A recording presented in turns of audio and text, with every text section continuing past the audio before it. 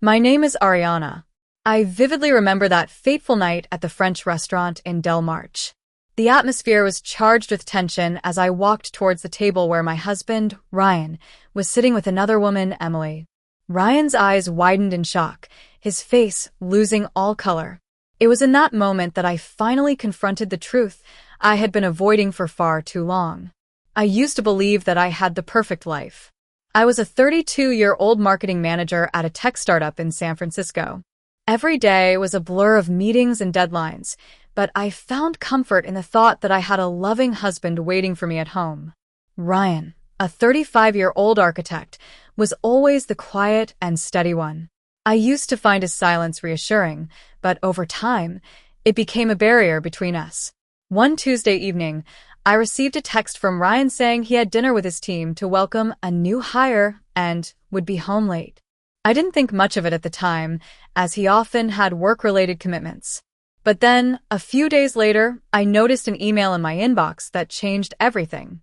It was a message from HR at Ryan's company, thanking him for hosting a lunch at an expensive Italian restaurant. The problem was, he had told me he was out of town for a project meeting that day.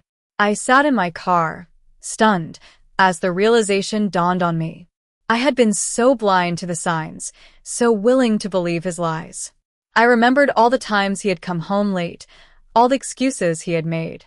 It was all a facade, a carefully constructed illusion designed to hide his infidelity.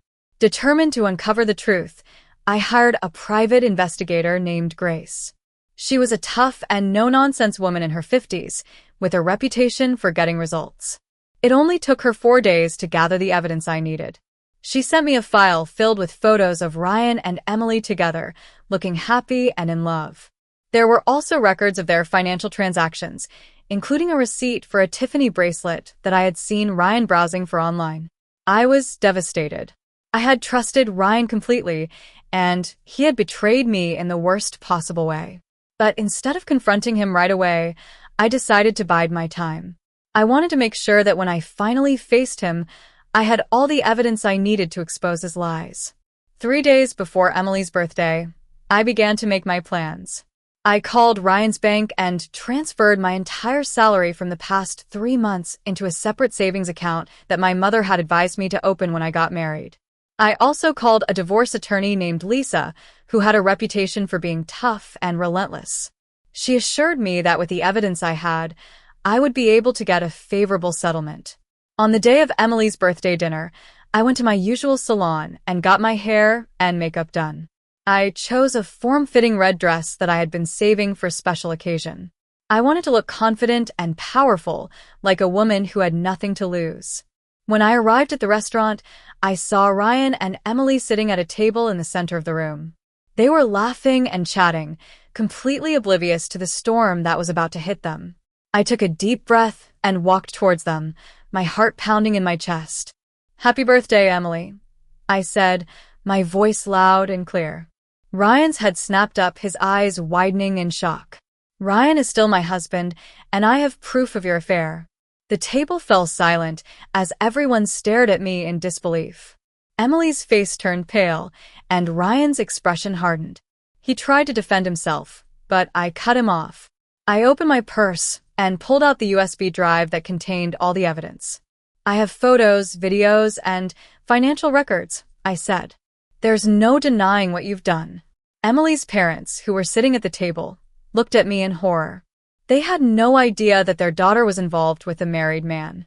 I explained everything to them, and they were furious. They turned on Ryan, demanding that he leave their daughter alone. Ryan tried to salvage the situation, but it was too late. I had already made up my mind. I told him that I had filed for divorce and that he would be receiving the papers on Monday. I also warned him that if he tried to fight me, I would take the evidence to his company and expose him to his colleagues. With that, I turned and walked away, my head held high. I could hear the whispers and gasps behind me, but I didn't care. I had finally taken control of my life, and I was ready to move on. In the days that followed, the video of the confrontation went viral on social media. Ryan's reputation was ruined, and his company launched an internal investigation. He tried to call me several times, but I refused to answer. I didn't want to hear his excuses or his apologies. I just wanted to focus on myself and my future. A few weeks later, I moved out of the house we had shared and into a small apartment near the beach. It was a fresh start, a chance for me to rebuild my life. I surrounded myself with friends and family who supported me and helped me through the difficult times. One day, I received an email from Emily. She apologized for what she had done and said that she had no idea Ryan was married.